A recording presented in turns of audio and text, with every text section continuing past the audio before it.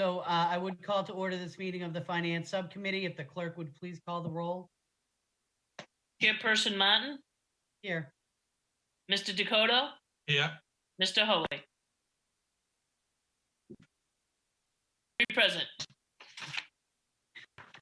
Okay, so we are meeting tonight to review recommendations from the administration regarding our budget for FY 2021, right? Yeah. I'm sorry. Hi, Jackie. So I would defer to the superintendent and his team to take us through the presentation. Thank you. Thank you, Madam Chair. I'm going to hand the microphone over briefly to Ms. Turner, who's going to be able to share with you three things. First, the fiscal outlook for the remainder of this year, then taking you through where we are with the FY21 budget, as well as some contingency planning in the event that our projection for significantly from where it is currently. If you recall, the governor's projection is what we're working through. That was a projection based on the Student Opportunity Act year one rollout. But as everyone's aware, the economic conditions across Massachusetts and across the country have changed dramatically since that projection came to us. Next Tuesday, April 14th, the House and Senate Ways and Means Chairs are sponsoring a hearing with a number of economists who are providing their estimate for Massachusetts revenue for FY21. This information is intended to help the legislature and governor arrive at a consensus revenue projection as they introduce budget proposals for FY21. The House Ways and Means Committee plans to propose its budget at the end of May and the Senate in June. As you may have heard through media report, Massachusetts is anticipating a late budget decision for FY21 given the volatile environment we are in. However, the state rainy day fund currently stands at $3.4 billion, and the federal stimulus is anticipated to provide a $200 to $250 million to Massachusetts. So there are a lot of moving parts here, and moving forward, what we intend to do on behalf of the school committee and on behalf of the local community is to proceed conservatively and cautiously with the FY21 budget. Ms. Turner will be able to share with you where we are right now. But again, we're working with a moving target here, and we would recommend to the committee that we proceed conservatively and cautiously moving forward. Ms. Turner? Okay, can you see the slideshow in front of you? I have a copy of it, but I don't see it on the screen. Did you share your screen? I did share my screen. You can't see it then? Okay. It's not coming across, Billy Joe. All right.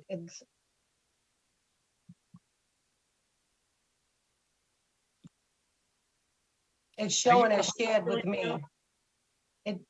I'm shutting it down and starting over because it's showing on here. Can you let me know if you can see it now? Now I can see it. Okay. So this presentation is going to show you where we currently stand, where we're going, and what our backup plan is in case of any budget cuts with the current situation. Our current budget, we have anticipated balances. I'm sorry, I'm just trying to do this presentation, but I see all the faces flashing across my screen. So the anticipated, I see a bunch of faces, but not my presentation. The anticipated balance for the current year, we did a projection again, and the updated projections show that in payroll, we're expecting a $298,000 balance. In transportation, we're looking at $700,000, and that's if we pay the bills. If we're not allowed to pay the bills, which we're going through this current situation where we want to pay the vendors so that we can maintain services or have them ready for us when the students return. But the city and you can't necessarily pay bills for services that were not provided.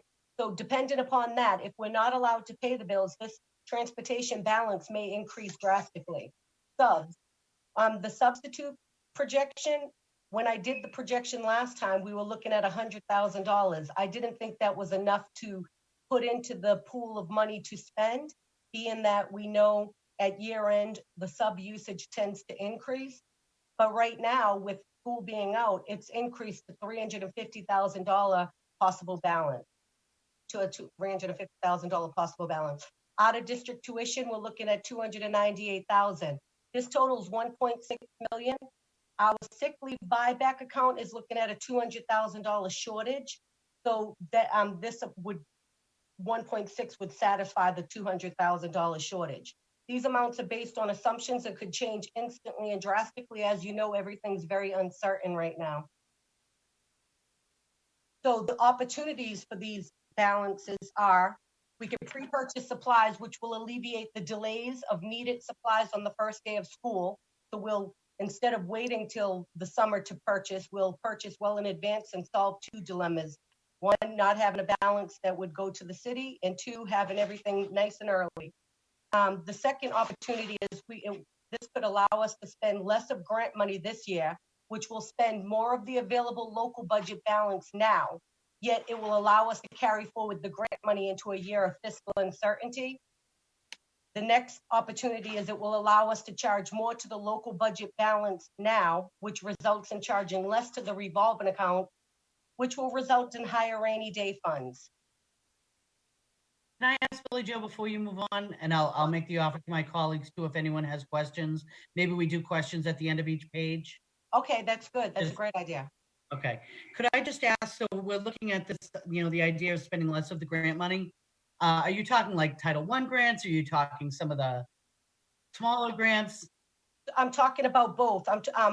One is, say, special ed. Normally, I would charge special ed paras for the special ed grant.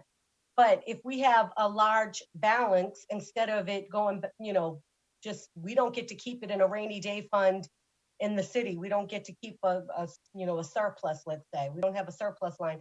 So we could leave the paras on the local budget side, which will free up the grant money to carry forward. Title I, we just found out today during a conference call with the state that Title I, usually you're limited to a 15% carryover. They're eliminating that threshold now. We can carry over whatever amount we need to carry over, which is great news because one, it will make sure that we don't have anything left over this year, but two, carry over the very funds that we're going to need next year if things are uncertain. With the like special ed paras, is there any way that we'd be able to use some of the special ed grant to build up the circuit breaker account that we're able to maintain?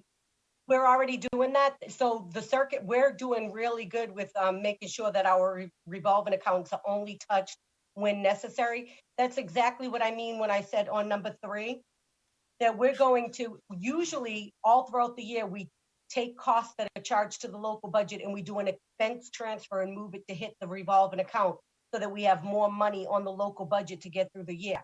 Right. Being that we're looking at such a positive year-end balance, we're actually not doing those transfers so that the charges stay on the local side and less is hitting those revolving accounts. So the revolving accounts are going to be very healthy by the end of this year, which is great news considering if we're in a tough situation next year, we'll at least have something to fall back on. If we, we'll have something to fall back on. Okay, no, that's great. What's the max we can have in that revolving account for the circuit breaker? Is it 1 full year? Yes, 1 full year of the reimbursement amount, which with this is about 3.6 million. Okay, so we'll finish the year with a full 3.6 in there? Close to it. That's what the projection's looking like, yes. Okay, those are my questions. Does any other committee member have a question right now? One quick one. Go ahead, Mr. Hoey. Billy Joe, how much is in that Title I grant now per year? I know we used to get quite a bit of money and over the years that dwindled. What is that now, roughly? I don't know it offhand, but I think I'm not sure offhand, but I think it's 9 million. And you said we can carry it over 1 minute. Yeah, but not the 9 million, of course, just the amount, whatever amount we have. So if I ended up having $700,000 left over on the local side, instead of us letting that go back to the city and not go help our students, instead I would let $700,000 of expenses stay on the local side rather than charge the grant. Free up the grant by $700,000 and that would move forward. So not the entire grant amount. Okay, thank you. Anything else? Questions? Okay, we can move on. Okay, so the Student Opportunity Act changed how Chapter 70 funds are allocated to the district. Governor Baker signed the Student Opportunity Act into law on November 26, 2019, increasing the overall state aid to school districts and directed more money to districts that serve higher need populations. The increase in Chapter 78 provided to districts as a result of the SOA function, the same as any other increase in operating revenue, and must account for the increased operating expenses that districts experience each year. In FY21, Lowell Public Schools will receive $12.7 million, approximately $800 per student, through the first year of SOA rollout, a similar increase to what Lowell Public Schools received in FY20 Chapter 70 aid.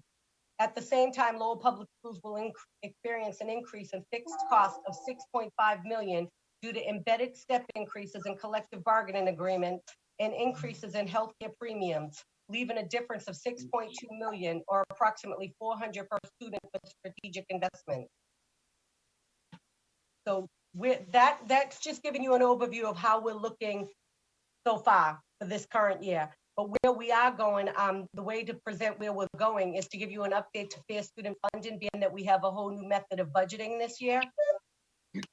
So the first thing I want to show is that when we budgeted this year, rather than just do an actual cost per school, which would not be fair for those schools that have older staff, it would almost motivate people to get rid of the veteran teachers so that they could have younger and cheaper teachers. Instead, we used an average staff cost spreadsheet to show each of the schools use an average cost rather than actual. This would eliminate some schools seeming more expensive if they had older teachers. So if you look, I'm not sure if you can see this, it's difficult to put into a presentation, but the second column shows all the average staff salaries. So a teacher is used at is averaged at 120,000. A principal is averaged at 120,000. An assistant principal is at 110. Teachers are at 80,000. Now, when we proceeded with the budgeting, we ended up adding a fringe amount to these two when they're making a purchase. But first, we started with this average staff cost sheet so we could know how much each school costs and what their baseline, what they needed to maintain current services. So Billy, I'm sorry. Will you be giving us a breakdown when we see the final budget, format? Will it be tracking with the fringe included on this as an average? Yes. Across the district, but then we'll also be able to see it as a pullout so we can see what the actual fringe costs are for the district? Yes. Well, so you'll get one of these sheets for each school so that you could see what the average staff salary was, and then you'll get this budget tool by each school that will show what they had this year and what they picked for the following year, and it will show the average staff salary cost plus the fringe amount. But the fringe is also going to be a calculated average. The fringe is like 16-17% of whatever the salary is. So it's 1.16% of what the cost of the teacher is. So it's so that's not including your benefit. Yes, the tool actually. So for instance, the teacher right here is $80,000, but in the budget tool, a teacher is listed at $93,512. So the $93,512 is $80,000 for the teacher, and then $13,512 is a percentage, 16 or 17% of whatever the $80,000 cost was. So how one average. Oh, I understand. Okay, I just wanted to make sure that you were using an average across so that everything gets covered. Okay. Exactly. Yep. But we'll also be able to see an actual number of the total cost of benefit of. I'm thinking specifically of health insurance, because that we're anticipating a rise, and we're going to need to be able to see what the total rise. Right. So you'll see the total rise when you look at the actual. You know how you're accustomed to seeing the budget book itself. Right. You'll see the budget total insurance on one line item in the central office budget.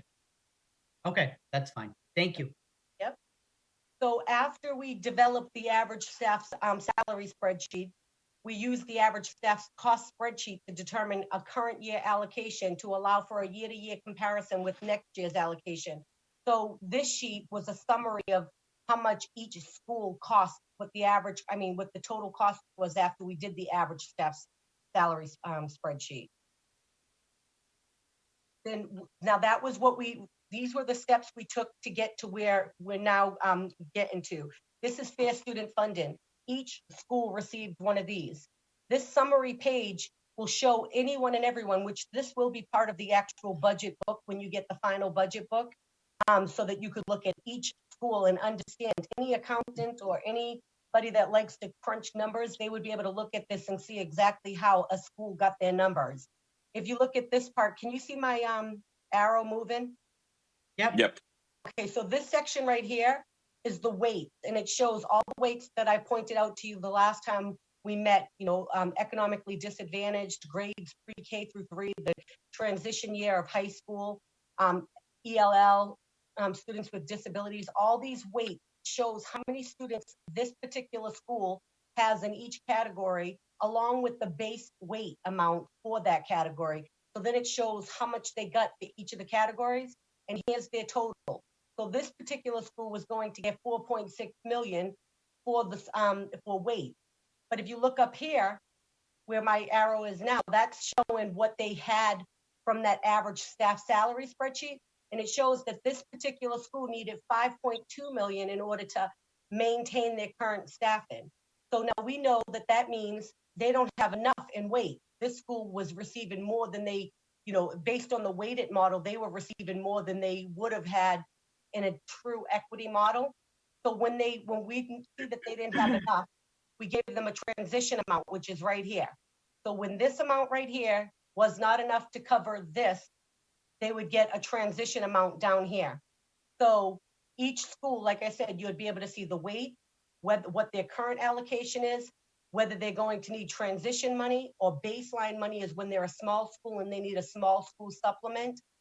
After we get this, you add up the weights, their supplements, and that gives us a total fair student funding amount. And then we actually included amounts from Title I, because each school gets a Title I amount. We wanted the principal to be able to shop with their new funds with consideration to what they were getting from Title I dollars already. Other positions provided outside of fair student funding, like social workers that are provided by central office, that type of figure would be included in this amount here. So this is next year's school allocation. This particular school wasn't getting enough, so they got a transition amount. Now their next year's allocation is the same as last year. They were held harmless.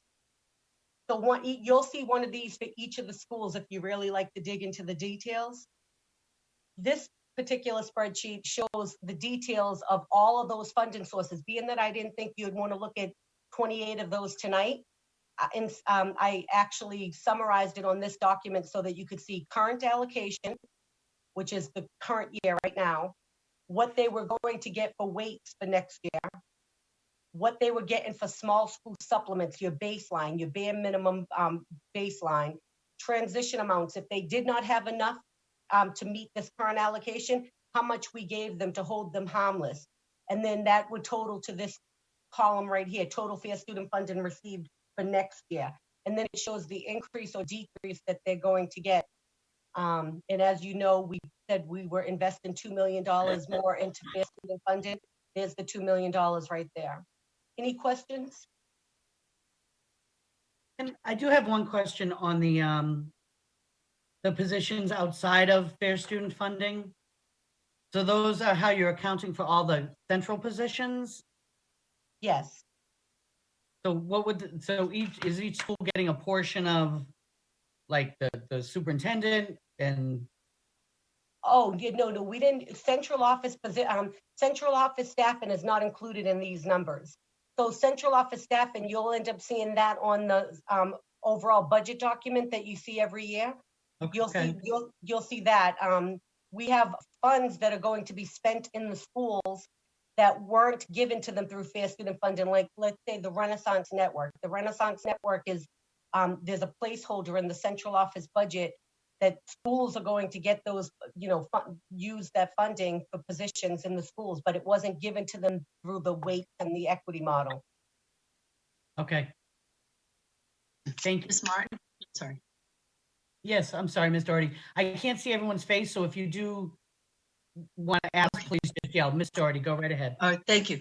So I just want to clarify a couple of things for myself. So when you get that 2 million, that impacts, I believe it's 11 schools, correct? That's what I counted, that are getting that extra 2 million from the SOA funding. So I guess I know that you didn't want to necessarily go into the details of each school, but I'm looking at Lowell High and it was almost 900,000. So that means there was 1.1 million that was shared between the other 10 schools, correct? Yes. And that 800 or whatever it is, and almost 9,000 from the high school, I would really like to see that broken down. I mean, I think it'd be important to see the breakdowns for all the schools, you know, what the additional pieces are that they wanted to add, but specifically with the high school, not because I don't think they should get 900,000. I think they absolutely need those resources, but because I have a particular concern around our dropout rates, and you can go on the DESE website and see that, as many of my colleagues might recall, we were above the state standard in terms of our graduation rates, and we have now, in the last few years, seen dramatic drop or increased number of dropouts. And the data goes back to 2019, last year. So I would like to know what the high school's bringing forward, and if that doesn't include something regarding graduation recovery or getting more students to stay in school, because I think once they drop out, it's much harder to re-engage them, and there's a lot of losses there. So that would be very important to me to know at least the high school breakdown, but I think it would be useful to see all the breakdowns for all the schools. And then just quick question, with the Renaissance, you mentioned that there's a placeholder. How much are we holding for those Renaissance schools, which I think we've got 6 schools on that list, right? Yes. What's the amount in that placeholder, Ms. Turner? 700,000 is the placeholder. And we did just complete the budget presentations from the schools last week. So I could tell you what the high school was adding if you would like to hear those now. Otherwise, I can, include that next time, but I do have it in front of me. I mean, I'm open to hearing just a quick, if my colleagues are okay with that, to get a sense of what those positions are that they're looking to bring in. Sure, I think that'd be fine if you have it, Billy Okay. Jo. So the high school, they were going to add 4 freshman academy teachers, 1 special ed teacher, 1 career counselor. They were going to add 6 lead teacher stipends, a health teacher, and they were going to add 2 paras for a learning center that they were establishing at the high school, and a student support specialist freshman academy. So did you say 4 new teachers at the freshman academy? Yes, in addition to the health teacher and the special ed teacher. And I think they're that expecting. correlates with the increase in freshmen? Right. Yes, if you notice on this spreadsheet, the second column shows an enrollment change. Lowell High is expecting 100. The projection showed that they would have 100 students more this year. This All coming over the year. freshman academy? Yes, I believe so. That's where what the projection stated. So if I could just go back to something that Ms. Martin had asked earlier, and then I really will try to back off. When we look at, I know we're going to get the district, the central office pieces later, but I think it's important for my colleagues to recognize that in this last school year, beginning with July 1st, we added 1.9 million in central office positions. We are now splitting 1.1 million between 10 schools. So I really think, and just from that list, they all sound like, well-needed positions at the high school, but I'm not seeing that number 2 curriculum position that we lost. And I'm not seeing that attendance, the dropout piece that I think is so critical. So those are just concerns that I have at this point, and I thank you for your time. Thank Ms. you. Martin, Yes, Mr. Hoey. thank you. I just want to say something when you bring up that 900,000 for the high school. if I remember correctly, I talked to Mrs. Steve before, and now Miss Desmond, she's not here tonight, I don't believe. Is she? If she is, it'd be fine, but if she's not, that's okay. I talked to Mrs. Bastide about education, the AD, the whole department. And I know we got a lot of work. I know the superintendent knows what I said to him about this. But I think there was also something in there about that 900,000 pieces of that, I don't think we've increased the budget below high in physical activity, sports, all that stuff. I don't think we've increased it in maybe 10 years. I know in the past 2 to 3 years, all we did was cut out of that budget. And I think it's important that we maybe look up to see a school that size, how much we're spending your pupil on that type of stuff. I mean, I could add music and dance and all that stuff to it, but the physical part, I think the super might help me out here, because I don't believe the AD, that type of job can handle that school and the whole district when it comes to physical education. So when we say that 900,000 might not be needed, I would watch out for that, because when you have a high school this big, I think 900,000 and needing all those positions is just a drop in the bucket. And I also want to say, because I keep hearing about our administration, how big it is. I think that needs to be addressed. I think my colleague's right.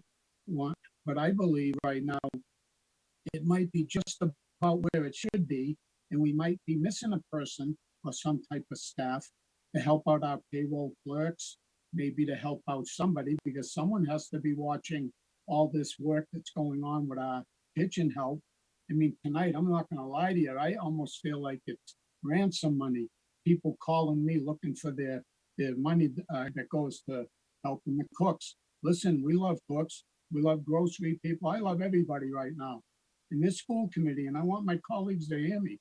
I think this administration has done a great job saying, you know what, they bring it to us. We need more money to pay those staff. We want to pay them time and a half. I agree with all of it, and my colleagues do too. But when I get phone calls like that, I'm telling you, I almost felt like it was ransom money. It only happened about 10 days ago, and we're about to pay his, and I know everybody's working hard. And the payroll clerks, let's wait till you see how hard those people work. So I know I'm venting a little bit, but to me, I think our administration has done a great job, and I think we're just about where we should be. I know everybody says the ship is heavy at the top. It probably is. But what I see going out here, there's other people doing someone else's job right now. There's no one watching the Amarak and the cooks and all that problem. Someone else is. Maybe the super's doing it on his own. They're all probably doing work at the top. I don't have all those answers, but I'm a little upset right now, and you can hear it in my voice. But thank you for that little bit of time on that issue. Thank you, Ms. Martin. No problem. Thank you, Mr. Hoey. Ms. Martin, actually, we're running leaner than most similar sized districts. I believe the example I've often given, Lawrence School District, that is the most comparable in terms of size, has 6 direct reports to the superintendent. Unfortunately, the district's infrastructure was nearly depleted through prior cuts. Committee member Doherty, to compare apples to apples, if you recall, at the same ad time, there was $1.3 million provided directly out to schools previously. So you're looking at, you would have to add that on top of this one. Looking at the $900,000 for Lowell High School, they also have 1/5 of our total student population. So the student population in terms of school numbers doesn't necessarily equate when you're looking at Lowell High School. Also here, you're looking at the increases, but we didn't drop any schools that had declining enrollment. So what you actually saw was, I believe 86% of our schools had increases in either overall funding or per student funding through this process. So the district, unfortunately, and you referenced a few of those, committee member Doherty, assumed enormous risk through the prior depletions in the administrative core. Those depletions resulted in lesser results for students, including lower achievement scores, 7 schools being identified for turnaround with no additional support, as well as increased dropout rates at the high school level. In addition, there was a depletion of the revolving account without any mechanism for monitoring or supervision of those revolving accounts. So I would strongly encourage the committee to consider the prior risk that was assumed under those other administrative structures, and to recall back the presentation that was provided in July when we reorganized the administration.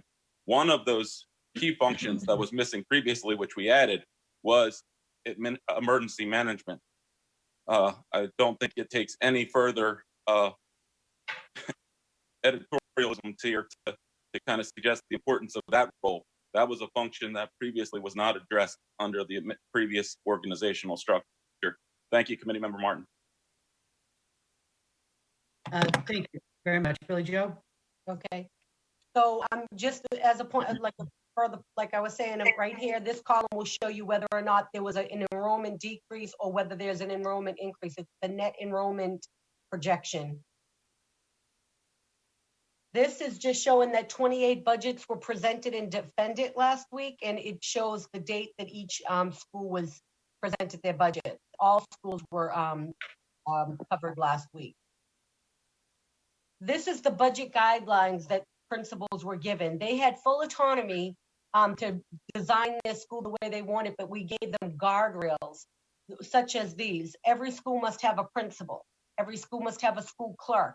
There should be a physical educator in every building as required by DESE. They must have a mainstream teacher for every 25 students in elementary. Must have a mainstream teacher for every 30 students in secondary schools. ELL service and requirements have to be met. They must follow the IDEA requirements for special education. Special education sub-separate program and staffing requirements for teachers and paraprofessionals must be met. Collective bargaining, contractual, and school committee policy requirements must be met. We did that as a catch-all in case they wanted to do something that we weren't allowed to do under due to the union. Legal requirements, certifications, etc., must be met. Title I grant and grant commitments have to be met. If we had an instructional specialist written into a grant, the school couldn't cut that and get a different position because it was written into the grant that way.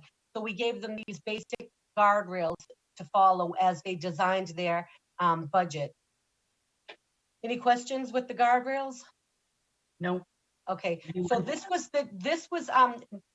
is similar to what you were asking for. We will give you an actual school by school, what was added, what was subtracted. That will be in the budget book. It will show on the budget tool what they had this year, what they chose for next year.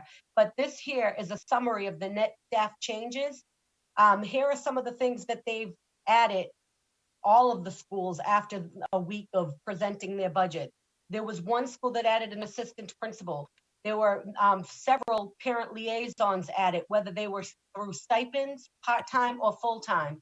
There was an instructional specialist added. There were 10.4 EL teachers added, 2 reading teachers, 2 STEM teachers, 2 technology ed teachers, 0.5 allied art teachers. And that is because they didn't decide which one yet.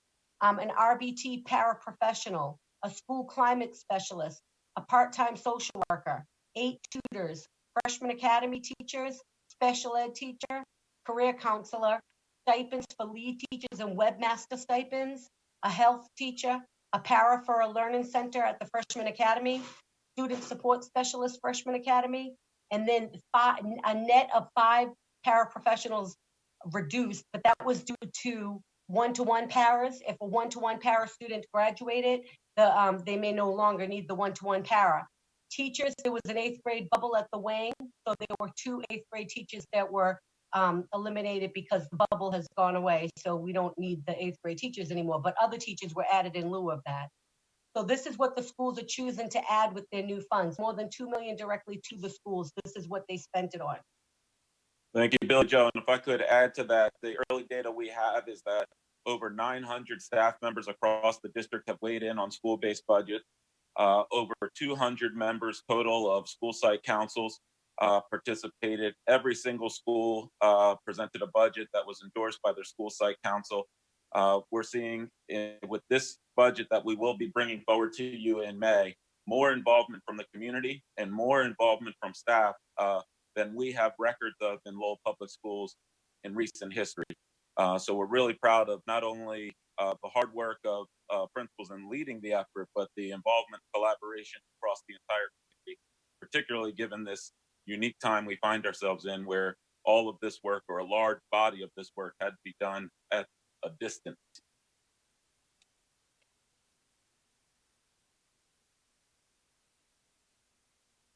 Any other questions?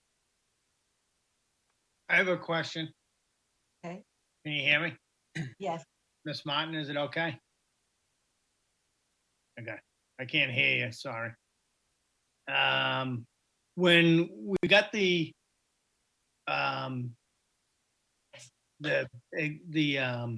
school site budgets and the from the principals, how many meetings did they actually have? Like, because of what everything that's going on, did they meet enough times to come up with a budget, to have enough input from the school site council, or because of the shutdown, was it shortened? From what I understand, they were doing exactly what we did last week, which is they were doing Zoom meetings. This is what I heard a few of them saying that they did. They had met prior to, but then they would continue on with the Zoom meetings is what the consensus was. Because we asked a few of those questions, did they have a hard time meeting? And they said they continued on with Zoom. So I don't know if that's all of them, but that's what most of them were saying. Okay. All right. Thank you. You're welcome. So, go ahead. Nope, I just said, go ahead. Oh, okay. Yeah, So I have a question. Oh, I'm Okay. sorry, Mr. Dillon? So am I right in seeing that there is no athletic money going towards the high school next year? No, that's not true. So Okay. on this spreadsheet right here, when there was 889,000, that was what they got in additional funds for the 100 students that, the extra students they have. But if you see right here, they have $28 million that they're getting. They had 27 million before, and that includes their athletic budget. So they have their athletic budget in there. It was not cut. I don't mean cut. I mean ads. Are there 0 ads being done to the athletic budget right now?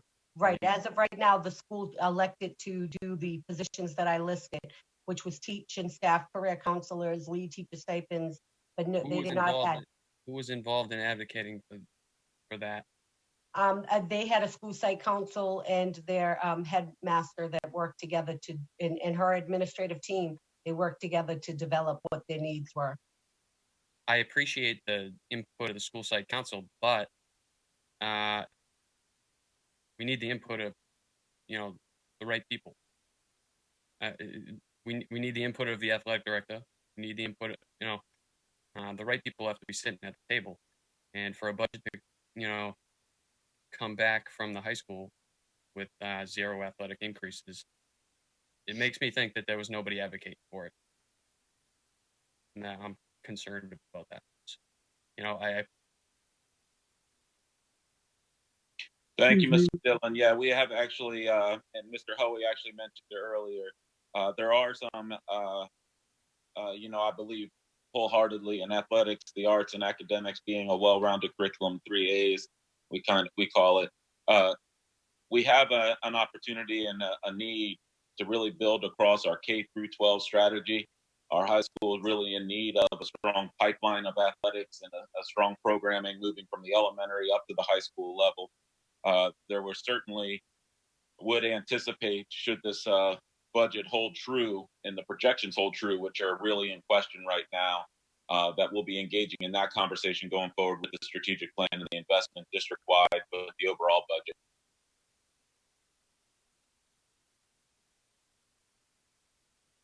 Any other questions, Mr. Dillon? Can I ask a No, question, that's Ms. it. Martin? Yep, Ms. Ms. Clark? And this might be a bit premature, but that transition amount, how does that adjust from year to year going forward? Because wouldn't the plan be to get to a place where we're really working with the weighted amounts? That's it. Yeah, let me grab this one, Billy Joe. Okay. I think what you're going to have to do here is we're going to have to be making a decision about each of these policies based on each revenue projection that we're given. Here, if you recall, back in Billy Joe, was it January timeframe? We determined to go in a direction with the transition policy as well as the small school supplement policy that enabled us to make sure that no school lost money as part of this transition. You may very well, as a committee, continue to go in that direction should our revenue projections continue to be as optimistic as they were this year. And at that time, we anticipated that would be the case because it was a 7-year rollout of the Student Opportunity Act. Here now, given the state of our economy, I would hesitate to make any type of commitment going forward with our revenue projections. So I would recommend to the committee that you hold on to that each year as we see our revenue projections going forward. And the goal would be to continue to transition schools upward with no schools losing any money, regardless of declines in enrollment or prior inequitable formulas.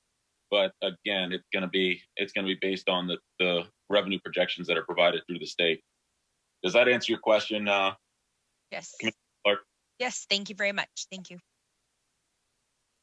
Okay, so the next steps in the timeline for the next steps, we actually completed the budget presentations by schools on April 3rd. So that was Friday. We have four schools that had adjustments to make, and we gave them until this Friday. We were going to find out how many school budgets were signed off of by school site council. Joel, did you happen to get that number? Yeah, 28, all of them. 28. Okay, so 28 school budgets were signed off by school site councils. We will review and approve the submitted budget documents by April 17th, 2020. We'll summarize the school selections using average salaries to include an overall budget document by April 24th. We're going to finalize the budgets for district initiatives to include in the overall budget document by May 1st. And the strategic plans subcommittee review will be determined soon. We're going to request a subcommittee of the strategic plan. We'll review and finalize the overall budget document in accordance with the strategic plan on May 3rd. And we'll vote on a strategic plan and present the overall budget on May 6th. All right, so committee, as you recall, I might take you back to two things. The Student Opportunity Act presentation, that provided to you kind of the large buckets that you would anticipate seeing investments recommended in early learning, increasing our access to technology for our students, moving social emotional learning across our schools, and a deep investment in our schools that have been identified for turnaround. However, as I mentioned at the beginning of this meeting, we're really looking forward to the economic projections that'll come to the legislature next week, and even more intensely focused on the new projections that will be coming forward in May, which we anticipate will be changing the revenue picture for Lowell Public Schools, possibly significantly. So can I ask then, Dr. Boyd, so we're going to be doing our overall budget document on May 6th. So yes, 24 days before we get anything from the legislature at all. You're right. You're starting to read forward for sure. It's going to be tough for this committee, and it's going to be tough for me to provide the recommendations. We're working in two scenarios. We've got to work in the timeline to make sure that we're operational by July 1, but it's going to be a continuously iterative process. What we're going to be bringing forward to you, like we did here, are conservative and cautious recommendations based on the best information available to us at that time. So we're going to continue moving forward with the timeline. But yes, Committee Member Martin, it's we're expecting this thing to continue to evolve, unfortunately, late into the game this year compared to what Lowell has experienced previously. We're open if the committee would like to change the calendar and the timeline, we'll adjust accordingly, but we're ready to hold the timeline that's been planned previously. Well, I think that our process should continue, and I think whatever information we're able to glean from next week, yeah, that's something we can take into account and see where we're at. That would be the first kind of time for us to take stock, when we get that first kind of those first projections. But I agree, the process needs to move forward so we have something in place. But I think it will, as time goes by, it's going to become hopefully a little bit clearer kind of where we're at. I had a couple quick questions just on this slide, Ms. Turner. So the four that had to make adjustments, what were the nature of those adjustments? Okay, so for instance, the high school had 889,000. They had some, they had to make they had to make some final decisions. One school, the Butler, we realized, remember when I showed you the original current year allocations to show in order for them to not lose anything, this is what they need to have? Well, one of the schools, actually two of the schools had missed a position on that current year allocation, even though it was presented to them in January. They missed it. So when they tried to enter their current year staff, they didn't have enough. And when we went back and forth to figure it out, they didn't add a position on that current year allocation sheet they were given. So we had to adjust it, give them more money, and then they went back to the school site councils to decide on what they're going to do with it. So it's just that type of adjustment, like when we would find a mistake or something like that. Okay, nothing like no fundamental changes that, you know. No, it's not as though they wanted to do something and we said no. As a matter of Right. fact, most of them Okay. wanted to stay, maintain, they all picked teachers and, paras and things like that. So yeah, nothing where they were picking some outrageous position and we told them no, nothing like that. Okay. Nobody had a I'm Tiger sorry. King. So I'm nobody sorry, was Dr. watching Boyd? Tiger King or anything. Just trying to bring some levity. Go ahead, Ms. Barr. No problem. I missed the mark. Bad joke. It just didn't come across clearly, so I'm sure it was wicked funny. I'll promise to laugh next time. And then my only other question, so the sign off from the school site council, what does that physically look like?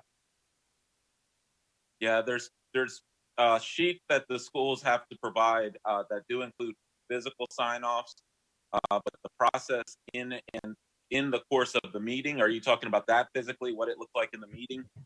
Well, what I'm trying to get to is that, there's a form at the end of this whole process before, as they come in to do their budget defense. I know it's the principal, as I understand it, who's doing the actual defense, but does the form, is he bringing with him a signed document that has the signatures of the teachers involved and the parents involved? Is it a individual sign off that every member of that site council is providing, or is it the principal just signing off on?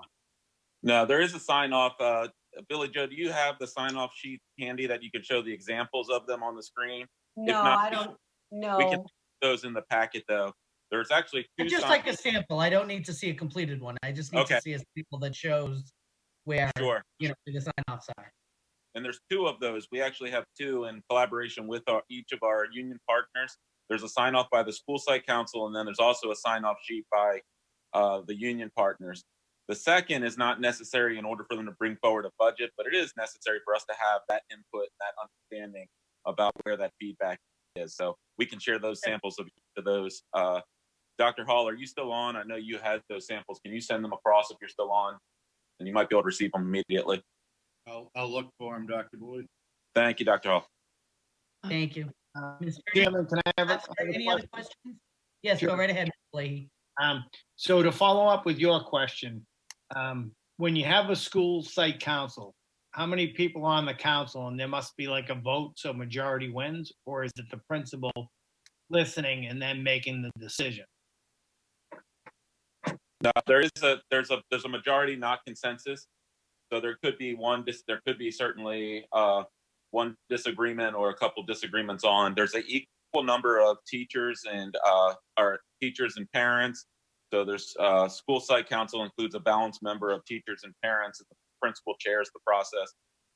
So it's not just the principal unilaterally. The principal obviously has veto authority, and the principal needs to be able to be a part of that for sure. All right. So can a school be out of like compliance and you end up not getting a choice because of the guidelines? In terms of, can you expand upon that, Mr. Well, Mayor? we had that guideline, right, on whatever slide it was, and you had so much. So if a school had to abide by those guidelines, and they needed to say higher, whatever it is, can you end up not having a choice at the end? Yeah, you could be in that scenario, particularly our really small schools. So the smaller the school is, the more they would have to be supplemented just to get up to a place where they could meet the minimum. We have some schools that needed significant budgetary supplement just to get up to the minimum, and you'll show you that in the workbook too. But usually you'll see that scenario, Mr. Mayor, in our really, really small schools. In some cases, the strategy of a small school is the overall overriding strategy of the fiscal investment. So the dollars are invested in a small school, which leaves open little flexibility to do other strategies within the school. We actually have some schools that are running on 30 students total. So you might find a scenario like that for sure, Mr. Mayor. So like so the small schools would be just the Washington and the Moody probably, right? And then in terms of traditional, but you also, the one I was referencing is the Bridge is only, I think, approximately 30 students. The Washington and the Moody are our two smallest traditional schools, yes. All right. So what about like the Riley, the Bailey, the Lincoln? Those They, schools? Yeah. They should have all found flexibility. They should have all found flexibility within their budgeting to make decisions if they chose to that were different than their plan previously. But they also may have chosen just to carry forward with their same strategy going forward. All right, because obviously I get a lot of phone calls from parents and they're questioning some of this new budgeting for the year. And some of them are telling me that they ended up not having much of a choice in the end. So we'll just see how it goes from here. Yeah, I did get a couple of those calls myself. They did fall into both buckets. One bucket is that it's such a small school. The second bucket is that the school site council determined that going forward with the same approach was the right approach. They had flexibility. They could have done different things, but they chose instead to go forward with the same approach that they had previously. So you have both of those scenarios. I've received both of those types of calls, and I would need to know the specific school, and we can go through that with the actual school worksheets when we consider the larger budget conversation.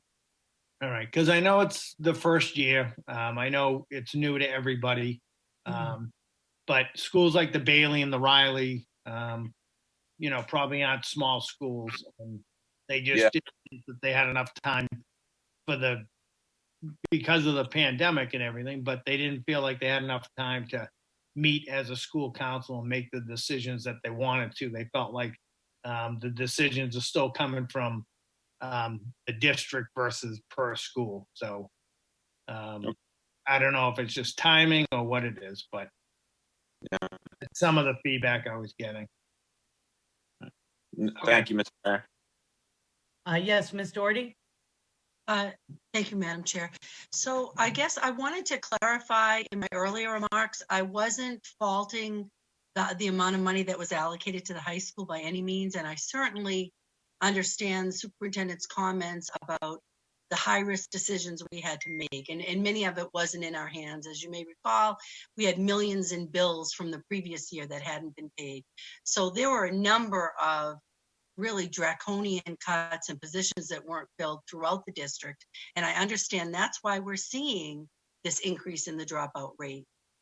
My concern is that moving forward, as we look at the small, incremental increases in resources, that we really focus on those really essential priority roles that we need to really move our mission forward, which I know we're all on the same page on what that is. So I just wanted to clarify that. I'm not saying that the dropout rate is not, that the fact that it's risen is anybody's fault. The resources have been cut across the district. But what I would like to ask, and I don't want to make this to be too much work, so through you, Chair, to Ms. Turner, if this would be a huge effort, please let me know that. But I do hear my colleagues' concern about athletics. I know that given the environment we've been in for the last several years, we have not been able to add to things like athletics and arts.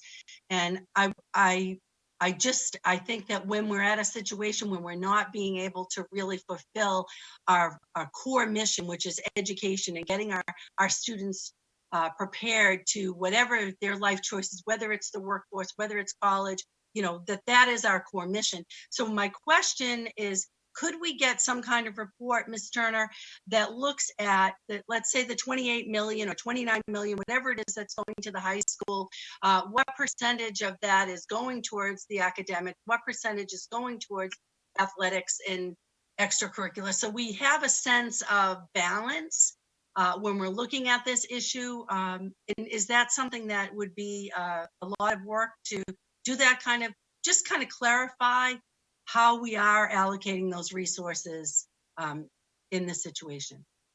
Not at all. So more or less, you want to know how much is spent, what the overall athletics department, what their budget is. Right, and no, looking at per student. I was going to say, Jackie, I think what you're really looking for is the actual school-based budget that would allow, and if Billy Joe, you could just add a column that gave you a percentages total at the end, at the right-hand side of the worksheet, you'd be able to then just automatically calculate what percentage of each spending line represents against the whole budget. Okay. I think that would be helpful, because I mean, the reality is, and even what the mayor was saying earlier about people's frustration, that we don't have enough resources to really do everything we want to do. That's been the problem for a while, which is why it's 25 years since we looked at what the funding formula was. It's been behind the 8 ball for a long time. But when we're looking at how do we decide how much goes towards this and how much goes towards that, I think to have an understanding of those percentages would help. Okay. So this last slide, Ms. Martin, is the slide that was requested at the last committee meeting, just to kind of see the scenario, how the scenario would play out, how our recommendations would come forward to the committee. I'm going to let Ms. Turner run you through it, but I want to emphasize we really believe that a reduction in force is highly unlikely in this scenario, because the state has articulated that they are looking to stimulate the economy. And if we're working in a place of economic stimulus at the same time of statewide layoff, it would be counterproductive. So we don't anticipate that last bullet will come into play. And it also is obviously the last bullet in terms of what we would ultimately look to go to. We would be looking at other areas far more closely before we ever get to that. And Ms. Turner, you want to walk through these bullets? And Ms. Martin, let us know if we missed the mark with what the request was at the last committee meeting. Mm-hmm. So more or less, we can maintain, if our funding revenue changes, we could maintain status quo, which would cost $6.5 million, which is the $5.4 million in step increases plus the 1.1 in health insurance increases. We could maintain status quo plus the increase to school, which would be the $2 million. So it would be 6.5 million plus the 2 million is 8.5 million. If we need to cut, if we end up getting to a situation where we need to cut more than, a significant amount of money, then we can review and consider all voidable contracts for cancellation. We could consider hiring freezes for vacant positions, or last and most unlikely, we can do a reduction in force. But that all depends upon what the revenue actuals are going to be. Okay. I think we're all recognizing that we're on shifting sands right now. So, and I think we can only move forward with the best information we've got. So I absolutely understand that, to both Dr. Boyd and Ms. Turner. I think as we move forward, we'll get more information. We can make some of these decisions. I mean, the idea of, maintaining status quo, I mean, that's basically a level service budget. So a level service budget, I think would be a reasonable expectation. I think if we look at the next, if there are another 2 million that we see over and above that, the 8.5, I would prefer to see our first priority be the increases to the school, because I think that was, we can discuss the process and any concerns we have around that. But I think ultimately, it engaged a lot of people in a new way, and I would wanna be able to let that go through, be able to spend, in terms of priority for myself, having that $2 million, that would be the first thing. I'm not sure what avoidable contract is, so I'm not sure what that would include. In a hiring freeze, fine, and reduction force, I agree. Those are, your last ditch effort. But I do think when you compare your list here to what your number one priorities were, preschool, access to technology, social emotional, and the Renaissance schools, they're not represented on this. So is that all the additional 4 million that those four priorities fall into? In some cases, yes, you're right. You're not going to be able to get the strategic initiatives if we end up in a situation of level service budget. We're just not going to be able to get there to additional strategic initiatives. The $2 million, however, when you talk about Renaissance schools and social emotional learning, this was not, it's still prioritizing that work, doing it in a different way by empowering schools and communities to make those decisions. So the fair student funding, by its nature, would put the dollars towards our kids who are of greatest need. There was a significant amount of money just to transition there and to stabilize. So we made an investment in community engagement here as well with this process. So I think you're getting after it with those $2 million just in a different way. You might not see it as a $1 million in technology that is more tangible, but you are seeing it in terms of service. You saw on there's some different staff members that are going to be able to get after this in schools, different stipends for professional development. It's just going to be more incremental. But I do believe, and I'm with you, Committee Member Martin, if there's a level service budget, then we got to move forward with status quo. And unfortunately, our strategic plan is just going to be on hold somewhat, and not entirely, but somewhat. Well, We'll have to look. Yeah. I think it's encouraging that you can look at that $2 million, and it should. I mean, in reality, that should be dovetailing to provide the technology, the social emotional, even the Renaissance. I mean, that part of that 2 million should be at those particular, strategic initiatives. Because again, I mean, none of them are surprises. I mean, as we went through that strategic process, these are all things we already knew about. So it speaks well to the process, even that your site councils recognize those as particular priorities and made a decision to invest in them using those additional dollars from the fair student funding process. So I think that's encouraging.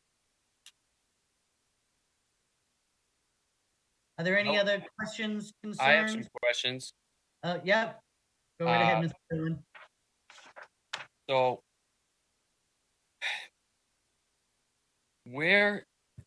who's advocating for athletics and physical education in this district? Because I don't see it. I don't see anybody really advocating for adding to the athletic budget at the high school. It's been a long time. It's been a long time since anybody's added to the athletic budget, or even taken a look at our athletic department in general, or our phys ed department. And so where are we at right now with how that money is going to be spent at the high school, and who's making the final decision here? The final decision ultimately will be made by the school committee on the budget. The final recommendation will be coming from me to you as a school committee for final approval. So this entire process here has been one about community engagement and empowering the community to be involved in the process, but it doesn't in any way negate the final say of the school committee. Well, I understand, but I mean, when's that going to be? When the budget is 100% together, and I say yes, I approve this budget. No, I think the entire process of bringing these budgets to you and getting your feedback throughout the entire process is important. So I'm garnering your feedback now, and certainly all of this. Somebody's going to be advocating for athletics because it's not getting out there, and phys ed for that matter. I mean, I think maybe we should start. I was just going to say, Mr. Dillon, maybe we should start by getting some actual numbers. I don't have a sense of this, of kind of how the spending on phys ed and I don't know if you're talking about extracurricular. I don't, but I'm assuming it's the whole package. It is a little And bit, but I'm curious now. So at the high school, is this, how far along are we in this process to where this money is going? I mean, from the school site council perspective at the high school, they're done. They've Okay. made their recommendation. I mean, it doesn't mean that things can't change basically from both from the central administration as well as from us as a school committee. But I mean, the school has made their recommendation as to what they think they want to spend this money on. Yeah, there's also another part to this, Mr. Dillon, Committee Member Dillon. All of our departments, which athletics and the arts are also district-wide departments, also play a role within a district-wide process of budgeting. In addition, you have the strategic plan that's being built that's included a significant amount of involvement that'll be brought forward to the school committee. So there are several different ways that this could come forward to you.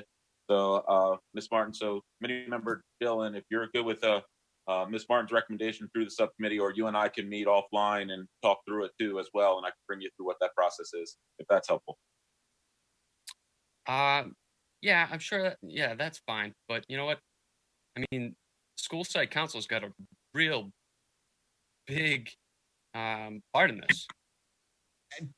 Absolutely. That was the shift made. Absolutely. Where the hell is my part in this? Is what I'm wondering. I don't know. Well, I mean, that was kind of the whole idea behind moving to the fair student funding was to give the school site councils the autonomy to kind of make their presentation, make their best case for how they wanted to shift and change. But to Dr. Boyd's point, we still vote up or down. So ultimately we still have to approve every expenditure that goes into the budget. So, and I would absolutely encourage you to get a motion on for our next meeting, asking to get all the backup information. If this is, I don't want to put words in your mouth, but for what you're looking for, to get some of the history of the athletic spending, so that we could absolutely have I got all that stuff. You do? Well, not in front of me, but I got it Oh, all. yeah, I don't. I couldn't even guess what it was, to be honest with you. So, but I mean, we could do a subcommittee in the next couple weeks, whether it's the high school side. I think there's a high school subcommittee, and then there's the isn't there an athletics and arts subcommittee? subcommittee? Yes. I'm the chair, and maybe we just got to start meeting every single week. Then maybe that's what we got to do. I don't know, but I'm not on it, so feel free. Okay. It needs to be talked about. There's nothing being talked about. So this is your way to talk about it. That would be great. But Awesome. I would also Well, like to one see every week. data. I'd like to see information that, in terms of what we're spending on students at the high school, that athletics and arts is not getting a fair shot. That's what I would be looking for, more data, more information. That's fine. I know that that's true, and I can get you the data there. But more in general, I'm talking about in general with this whole process. This is just one sort of piece that I'm concerned about. But we'll talk. We're just gonna have to start having a lot more athletic subcommittee meetings. Well, start with one. All right. Thanks, Connie. No problem. Any other questions, concerns? I mean, this is really a report of progress, so. Excuse me. Yes, Mr. Hoey. Mr. Dillon, I don't know if you came in after I spoke, but I brought up a lot about high school and sports, physical education throughout the whole system. And we don't have Mrs. Bastide here right now. I think if we called her in, she was the last one that was there advocating to look into some changes about physical education throughout the whole system. I know Ms. Desmond is now, that's under her umbrella, and I have a lot of faith in her, Mike. I think it's just a matter of calling a few subcommittees. But before, just so you know, the budget hasn't come up to us yet, and we can still do things on maybe adding money to something. Who knows? All you need is the 4 votes. But I did bring it up, Mike, earlier tonight. But I just want to say another thing. I spent an hour with, at least an hour on the phone with Senator Kennedy. And I tried to, really squeeze him for let me know what's going on. I really need to know. And, because yesterday they were supposed to meet at, or today at 10 a.m. and it got canceled because, the excuse that I heard was they hit a stumbling block getting it out over the internet to a lot of people. So it was stalled off the next. So a week from now, we might feel a lot better, but right now, we have to go with the word uncertainty. He's not positive. Other than the MCAS, we're not gonna have to ever worry about that this year. To me, whoopee ding, we're worrying about money. And I got a good feeling about Massachusetts. Let me just say this, they never wanna be behind in education. We usually come out on top. When we needed money before, back in '93, they came up with a reform. I think you're gonna see that we're right at the top of their priorities. I know they got a lot of them. One would be worrying about how much money they can bring in, but I don't think they're gonna let us down in education. We can't count on it. And the last thing I wanna say is I also called a few people around the state that I know that do what Billy Joe does. And most of them are telling me, especially one that's close to Lowell and loves Lowell, he's telling me we got to start looking at numbers like it's back in 2008. So some people that do number crunching, they're really, really nervous. But I am not that nervous. I have faith in the Senate in this state that they're not going to let education fall by the wayside. So I don't want to live by that thing right now. I want to be patient. But I think when I hear the mayor being really concerned, he has to be. And the city manager saying the same thing to me. And we've had a few different words behind an executive session, but I love what this team's doing. What I seen in this presentation early, you were talking to me. This is what I'm going away with. You were talking about looking. I seen those school site councils, and you're always talking about divvying up that extra money if we get it toward special education, toward English language learners, and what's the other one? Economically hurting people. I know I didn't say that the right way, but I'm feeling good about a lot of this. And we just have to have a little bit more patience. That's all. Michael, I did bring it up earlier. I don't know if you didn't hear me. I'm with you, buddy. So I got a good feeling about things. And I think Miss Desmond and even with Mr. Steed's input, because I was shocked at her worrying about the AD's job that he can't handle it. It's too big for him citywide. Maybe it's the way he has to interview all your physical educators. Yeah, their evaluations to him might be too tough. He has to go to every game. He has to be Well, every. we got to talk about that position. That position needs a lot of work, man. No, Michael, I'm on a roll right now, but it's not over yet, my friend. I know it's your first time here. It's not over. We can do a lot more, and the budget hasn't come up in front of you yet. So just want to let you know, Mike, someone is with you. If you don't think so, okay? Thank you. I appreciate that. I just don't see I don't know. I'm all done. Thank you. No problem. Any other So I had a questions? question, Ms. Martin. Go right ahead, Mr. Leahy. So my comments are, I just want to make sure that, with this new budgeting, first of all, where does the technology that's needed for the schools, how does that play? How does that come into play? Is that up to each school to determine how much they think they need, or is it up to the district to provide technology to the school? It goes both, Mr. Mayor. So there was we had anticipated, if you recall the last presentation, we bring in a recommendation of a significant infusion in technology across the district based on the Student Opportunity Act dollars. That doesn't negate what historically has been over the last few years of schools incrementally investing in technology at the school level. The Stocklosa actually had a school-based plan where they were working in the direction of getting to one-to-one at the school level through very small investments at the school level. That type of thing is still occurring. We're being more cautious with whether we're going to be able to invest as much as we thought. It is approximately $1.4 million needed in order to move into the direction of one-to-one, which is where we need to go. So it's a both and. Within this current school-based budget, you still have those incremental investments at the school level like you've had past years. we're going to be more cautious with whether we can do that district-wide investment that we had talked about at the last meeting. Okay. Because what I'm wondering is I don't know what subcommittee this would fall into, but we should be looking at, just in case this pandemic, we don't go back to school this year, and God forbid there's some sort of a rise again next year, we should be prepared for technology, this sort of a new way of learning, and be prepared if school gets canceled again. For that. And then the other thing I wanted to know are we looking at what are our dates for notifying people just in case the budget does go crazy? We're aware of the dates for LSA and the teachers union for in case we do have to lay some put out some notices until we finalize the budget and then call people back. Sure. We did put out one notice already. Dr. Hall, are you still online? Dr. Hall is inventorying all of those ahead of the next week's school committee meeting and can share it at that time. Dr. Hall, do you have it early for the mayor, or would you like to hold off till the next meeting?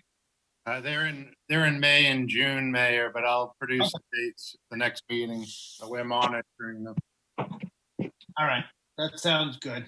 All right, I guess that's all I had now. I just want to make sure we're prepared, if the budget goes off kilter here and we have to come up with a new way of budgeting. But I see the dates that you gave us, and we're May 6th. We're only going to be 3 or 4 days past the initial shutdown from the governor, which could change. We don't know where we're going to be May 5th, if we're back in school or not in school. And I'm sure that's going to affect the budget too. So as long as we're going forward to the schedule, just make sure we have a backup schedule also. So that would be my comments. Thank you. And I don't know why my picture didn't come up, but Somebody's have to work on that. Somebody's using their camera. I think, Mr. Mayor, that's what I was informed. no. Martin, Yes, Mr. Hoey. I don't have a button to raise my hand. Last time there was a little button I could press so I didn't have to drive you crazy. Just something short. If anybody can answer it, maybe to maybe Billy Joe. Recently, the public heard we gave out 800 Chromebooks. And people, were they in storage or did we have to buy them? The schools have Chromebook carts that weren't, like if the kids are not in schools right now, they're not being used by the students. So it's an inventory that the district had all throughout the schools. They weren't in closets. They were being used for sure. And what I meant by that is I know like the Stock also has a lot of them. One of the schools that loaded up his own school on it with his own money at that budget. So I know that's, I didn't know where you got them. Some people want to know if we bought them. So thank you for that answer. We've already had them. Thank you. Thank you. Couple of quick things, Ms. Martin. Yes, Mr. Dakota? Thank you. Just quickly referring back to one of the first comments that Superintendent Boyd commented about on how much money the state currently has in its rainy day fund. And I just impress upon the governor that we're in a deluge right now, that it's time to get that rainy day fund seriously for this coming year. Also, I agree with the fact that the technology budgets year after year, they've been slashing, and we could use a technology department that's probably 4 times the size that we currently have to service all of our schools. It's just, it boggles the mind. Also, I am obviously concerned about any of the arts positions and the phys ed, all the athletic positions as well. For instance, at the high school, there were 3 full-time music people at the high school when I first got there. I think they're down to 1.5. So, and then the art teachers, I believe they had 10 at the time that I first got at the high school. I think they're down to about 4 or 5. So there have been a lot of cuts all around, and just through attrition, people retiring and so forth. So I think we need to really be careful about how we look at the budgets that are presented to us and come up with rational decisions, I think, or trying to live within our boundaries here, because like we've been saying all along here, we just don't know where things are going here. It's uncharted territory. We've got to figure out what we're going to be able to do and what we can't do going forward. Thank you. Thank you very much. Would anyone else have any comments or questions? Nope. Well, then I'd entertain a motion to accept this as a report of progress by Mr. Dakota, seconded by Mr. Hoey. All those in favor say aye. Aye. Aye. Super. So we'll be presenting at the next, full school committee, the results of this subcommittee. So that will be available next Wednesday. Thank There's you. nothing else. I entertain a motion to adjourn by Mr. Hoey. Okay. Seconded by Mr. Dakota. All those in favor say aye. Aye. Excellent. Thank you all for attending. I can say with absolute assurance, there's never been 34 people at a finance subcommittee like ever. So very strong showing. We thank you all for taking the time to join us.